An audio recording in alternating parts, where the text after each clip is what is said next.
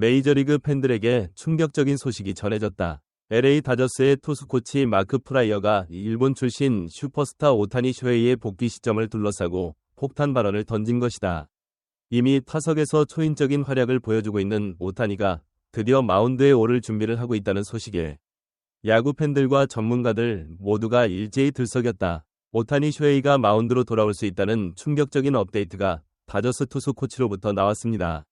이 소식은 단순한 루머가 아니라 마크 프라이어 투수 코치가 직접 언급한 내용입니다. 오타니 선수의 복귀가 단순히 꿈이 아니라 현실이 될 수 있다는 가능성에 대해 자세히 알아보겠습니다.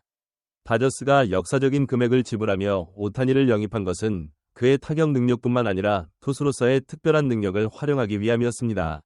일본 야구의 슈퍼스타인 그는 다저스 팬들을 자신의 방망이로 매료시켰지만 아직 경쟁 상황에서 팀을 위해 마운드에 서지 못했습니다. 많은 분들이 궁금해하실 겁니다. 과연 오타니는 언제 다시 공을 던질 수 있을까? 이 질문에 대한 답이 드디어 나왔습니다. 오타니는 2023년 8월 로스앤젤레스 에인절스 유니폼을 입고 있을 때 이후로 메이저리그 경기에서 투수로 등판하지 못했습니다. 세 차례나 MVP를 수상한 그는 비시즌 동안 찢어진 팔꿈치 내측 측부 인대를 복구하기 위해 두 번째 팔꿈치 재건 수술을 받았습니다. 이 수술로 인해 2024년 시즌 내내 투수로서의 역할은 금지되었습니다.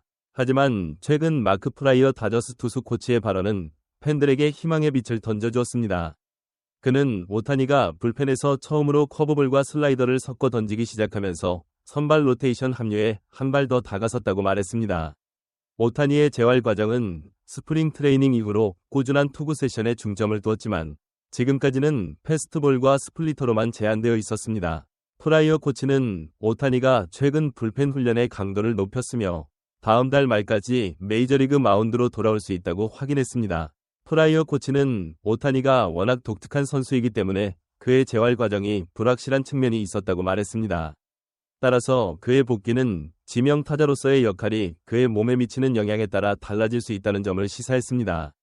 쇼헤이는 독특한 선수입니다. 그래서 다소 특이한 상황이라고 할 수 있죠.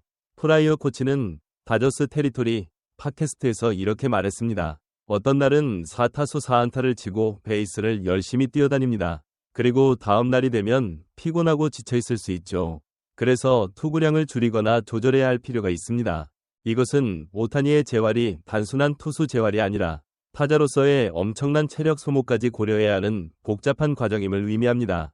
그는 단순히 팔만 회복하는 것이 아니라 매 경기마다 타석에 서서 최고의 활약을 펼치고 주루까지 소화하면서 누적되는 피로를 관리해야 합니다. 이는 다른 투수들이 겪는 재활 과정과는 본질적으로 다릅니다. 일반적인 투수들은 타격이나 주루에 대한 부담이 없기 때문에 오직 팔꿈치 회복과 투구 메커니즘 개선에만 집중할 수 있습니다.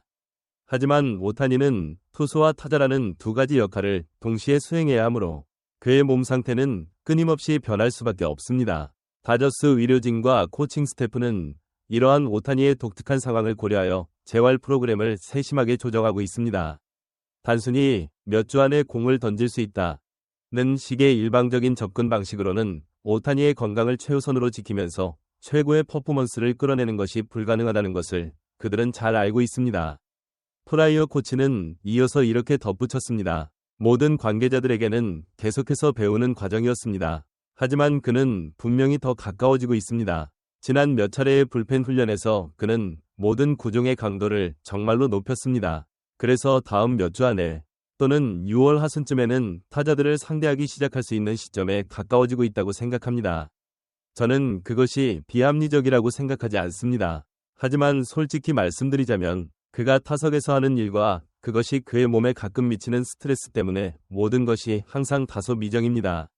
이 발언은 오타니의 투수 복귀가 단순한 물리적 회복을 넘어선 복합적인 문제임을 다시 한번 강조합니다.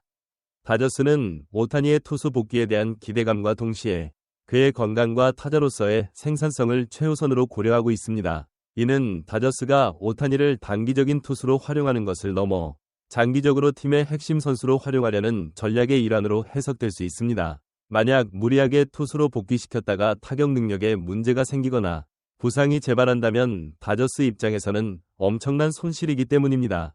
최근 재활 과정의 진전에도 불구하고 다저스는 오타니를 마운드로 서둘러 복귀시키지 않을 것입니다. 로스앤젤레스 타임스의 딜런 에르난데스 기자는 다저스가 선발 로테이션에 도움이 절실함에도 불구하고 오타니의 복귀를 서두르지 않을 것이라고 보도했습니다.